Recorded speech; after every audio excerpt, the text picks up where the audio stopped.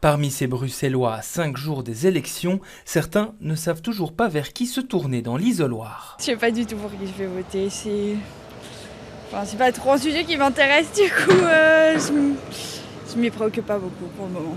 Il y a tellement de partis pour l'instant, ça prend du temps et en plus on est encore étudiant, on a un cours, tout ça. Il faut réfléchir, il faut se renfermer, ça prend du temps, tout ça je trouve. Comme c'est passant à Bruxelles, 16% des électeurs sont encore indécis. Dans tout le pays, cela représente 20% de la population, des chiffres globalement attendus par ce politologue. L'indécision n'a pas véritablement augmenté ni par rapport à 2019, ni même par rapport au début de la campagne électorale, puisqu'on avait déjà mesuré ça au mois de février. Et au mois de février, on était 1 ou 2 points de pourcent au-dessus. Mais donc, on a des gens qui sont indécis, qui vont rester indécis très tard, ce qui confirme en fait la recherche récente en sciences politiques qui montre que de plus en plus d'électeurs décident vraiment dans les 3 derniers jours, voire même le dernier jour, juste avant d'aller voter. Mais plus que du désintérêt pour la campagne et la politique, pour beaucoup c'est davantage une hésitation entre les différents programmes. Il n'y a pas grand-chose qui sort vraiment du lot.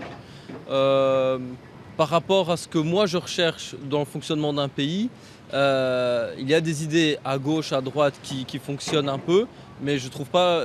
Essentiellement, je ne trouve pas ce que je voudrais. Ils ne rejettent pas la politique en bloc, ils ne sont pas indifférents par rapport à la politique, ils ont un intérêt, pas un intérêt très élevé, mais un intérêt, mais vraiment ils hésitent entre deux partis et ils vont hésiter relativement longtemps entre ces deux partis. Quant au profil de ces indécis, on les retrouve dans toute la population, mais moins chez les hommes.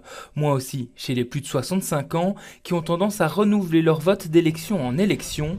Reste qu'aujourd'hui, il y a peu de chances que le choix des indécis fasse basculer le scrutin. S'il y avait un grand événement majeur qui survient à la fin de la campagne, ces indécis pourraient bouger le résultat de l'élection tel que les sondages le précisent. Par contre, si la campagne reste assez calme, ces indécis, finalement, ils iront vers ce qui était leur choix de départ. Et là, sur ce choix de départ, on voit qu'ils ne sont pas très différents du reste de l'électorat. Reste donc à voir comment le vote des derniers indécis se traduira dimanche.